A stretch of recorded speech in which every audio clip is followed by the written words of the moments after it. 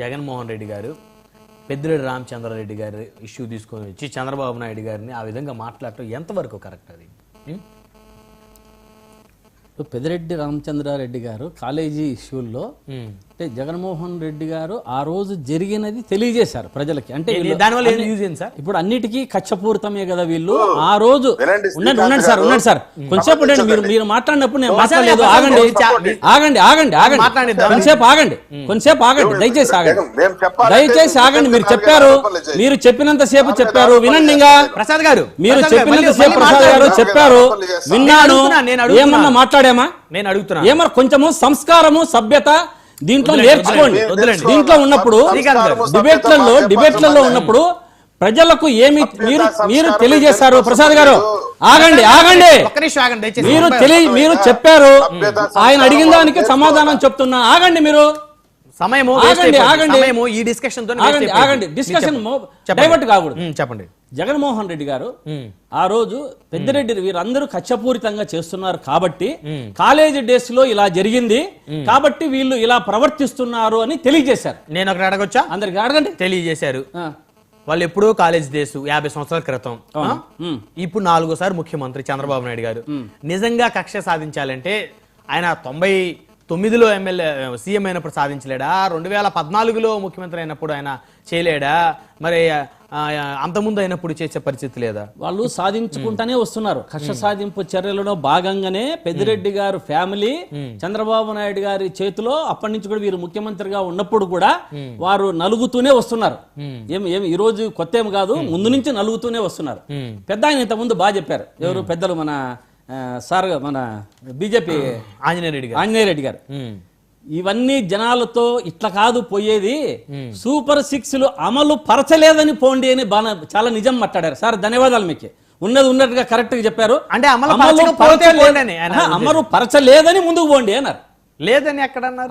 అమ్మ చూసుకోండి అని వారికి కూడా తెలుసు. అమలు పరచలేదని వారికి కూడా తెలుసు. పెద్దలు ఇంకోటి చెప్తున్నా, గౌరవనీయులు, 35 సీట్ల తేడాతో కేంద్రం వచ్చింది ఏం చెప్పా అంటే దగ్గర ప్రతిపక్ష నాయకుడు ఈ కూటమితో రాహుల్ గాంధీ, ఆ కూటమితో మోడీ గారు అయ్యారు అని చెప్పా. మీరు దాన్ని 150 సీట్లు తెలుసుకోవాలని చెప్పారు. అది తెలిసే ఒక నితీష్ కుమార్ మీద, చంద్రబాబు గారి మీద మాత్రమే ఆధారపడ్డారు అన్న విషయాన్ని నేను కూలంకుష చెప్పకుండా ఇప్పుడు మరి మీరు నాతో చెప్పించారు. నితీష్ కుమార్ గారి మీద, చంద్రబాబు నాయుడు గారి మీద ఆధారపడి వీరు ఏది చెప్పితే, మోడీ గారు గతంలో ఎలా మాట్లాడారో చూసాం. చంద్రబాబు గారిని ఎట్లా నోటికి ఇష్టం వచ్చినట్లే చెప్పారు. దేంట్లో మన గోదావరి దీని గురించి డ్యామ్ మాట్లాడేటప్పుడు ఒక ఏటీఎం మాదిరి పనిచేస్తున్నాడు చంద్రబాబు అని చెప్పాడు. చంద్రబాబు నాయుడు గారు మోడీ గారిని ఎలా మాట్లాడారో మనం అంతా చూసాం. అవన్నీ ఏమంటే అనవసరమైన డిస్కషన్స్. ఇప్పుడు ఉన్నది మాట్లాడాలని అనుకున్నాము. దాదాపు కేంద్రంలో వారి మీద ఆధారపడి మాత్రమే చేస్తున్నారు. వీళ్ళు ఈ రకంగా ప్రతిపక్ష నాయకుడు రాహుల్ గాంధీ అంటే కూడా ఒప్పుకోరు అని తెలియజేశా. అదొకటి. డబ్బులు ఇచ్చి జనాలు రావడం అనేది పెద్ద ఆయన మాట్లాడారు. చాలా సార్ అవమానకరమైన విషయము. విత్డ్రా చేసుకోండి. చంద్రబాబు నాయుడు గారు, లోకేష్ కాదు, జగన్మోహన్ రెడ్డి గారు. జగన్మోహన్ రెడ్డి గారు మీరే చెప్పారు, ఒక పార్టీ అధినేత, మాజీ ముఖ్యమంత్రి, వారికి ఉన్న జనాదరణ మీరు ఏమన్నా చెప్పుకోండి. మీరు కూడా ఒప్పుకున్నారు, ఆ సభ్యులు కూడా అందరూ కూడా ఒప్పుకున్నారు. భారతదేశంలోనే జనాదరణ కలిగి ముఖ్యమంత్రి ఎవరన్నా ఉన్నారు అంటే ఒక్క వైఎస్ జగన్మోహన్ రెడ్డి గారు అనేది గుర్తు పెట్టుకోవాలి. వారందరికీ కూడా తెలిసిన విషయమే. ఇటువంటి కార్యక్రమాలు ప్రసాద్ గారు జైలు ఇప్పుడు చంద్రబాబు నాయుడు గారు మా కుక్క కూడా భయపడదు అన్నారు. సార్ పెద్ద ఆయన మాట్లాడుతూ ఓటుకు నోటు కేసులో చంద్రబాబు నాయుడు గారు ఇక్కడ భయపడి కేసీఆర్ కు వచ్చి ఆంధ్రప్రదేశ్ లో మనం 10 ఏళ్ళు ఉండాలా, రాష్ట్ర ప్రజలంతా ఉండి అక్కడ రాజధానిని కట్టించవలసిన ఆవశ్యకత ఉన్నా కూడా ఓటుకు నోటు కేసులో భయపడి పరిగెత్తి వచ్చి విజయవాడలో ఉండి వారానికి 2-3 రోజులు తిరగడం జరిగింది. జగన్మోహన్ రెడ్డి గారికి భయం అంటే కార్యకర్తలకు గాని, నాయకులకు గాని, జగన్మోహన్ రెడ్డి గారికి గాని లేదు అన్నది గుర్తుపెట్టుకోవాలి. భయం మీకున్నది, అట్లా కాదు. వారు తిరగనీయడం లేదు జగన్మోహన్ రెడ్డి గారు. మీరు అన్నారు కదా, ఓటుకు నోటు కేసులో భయపడి చంద్రబాబు నాయుడు గారు హైదరాబాద్ వదిలిపెట్టి వెళ్ళిపోయాడు అన్నారు కదా. మరి జగన్మోహన్ రెడ్డి గారు 2019లో మరి ముఖ్యమంత్రి అయినప్పుడు ఎందుకు హైదరాబాద్ లో ఉండలేపారు? మరి జగన్మోహన్ రెడ్డి గారు ముఖ్యమంత్రిగా ఉన్నప్పుడు ఆల్రెడీ చంద్రబాబు నాయుడు గారు ఇక్కడి ఉండండి సార్ తాత్కాలిక ప్రసాద్ గారు ఆగండి. తాత్కాలిక రాజధాని అక్కడ పెట్టేసి జనాలందరినీ, మన రాష్ట్ర ప్రజలందరినీ మోసం చేసేసి నిట్ట నిలువున ఈ రోజుకి రాజధాని లేదు అంటే కారణం ఓన్లీ తెలుగుదేశం ప్రభుత్వం, ఇప్పుడు కూటమిలో ఉన్న సభ్యులు మాత్రమే. మీరు రాష్ట్ర రాజధాని లేకుండా చేసింది అది తెలుగుదేశం ప్రభుత్వమే గుర్తుపెట్టుకోవాలి. 10 ఏళ్ళు హైదరాబాద్ లో ఉండి రాష్ట్ర రాజధాని ఇదే తాత్కాలికం అనకుండా ఇదే మనం చేశాం దీన్ని అని ఆ రోజు ఎందుకు నిరూపించుకోలేకపోయారు మీరు అడుగుతున్నారు. ఆ రోజు ఎందుకు ఇంకొకటి సారు సూపర్ 6 గురించి చెప్పారు. సూపర్ 6 అమలుపరచలేదు గురించి మాట్లాడుతున్నారు అని.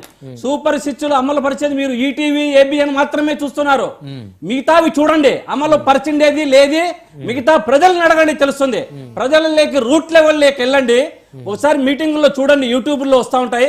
ఏమ్మా మీ ఇంటికి వచ్చింది అంటే, సార్ 300 రూపాయలు కరెంటు పైన పెంచేశారు, 700-800 వస్తా ఉంది, మాకందరికి అమ్మఒడి పడలేదు, ఏది పడలేదని జనాలు బోరుమని వేడ్చుకుంటున్నారు సార్. వాళ్ళ కరెంటు బిల్లును నియంత్రణ చేసి వారికి కూడా వచ్చేది.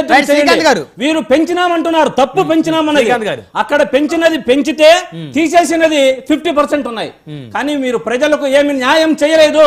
ప్రజల పక్షాన నిలబడి వైఎస్ఆర్ కాంగ్రెస్ పార్టీ నాయకులు గాని, ప్రజలు గాని, జగన్మోహన్ రెడ్డి గారు గాని 13 ఉమ్మడి జిల్లాలు తిరిగి ప్రజలందరినీ చైతన్యవంతం చేసి వచ్చే ఎన్నికలలో జగన్మోహన్ రెడ్డి గారు ఏమీ నిరూపించుకుంటారు, ప్రజలే నిరూపిస్తారు అని తెలియజేస్తున్నారు. ఓకే, సుజయ్ బాబు గారు ఏమంటారు? సుజయ్ బాబు గారు, ఇప్పుడు అశేష జనాదరణ కలిగిన నేత అని చెప్పి ఇందాక నుంచి శ్రీకాంత్ గారు పదే ఈ భారతదేశంలోనే అశేష జనాదరణ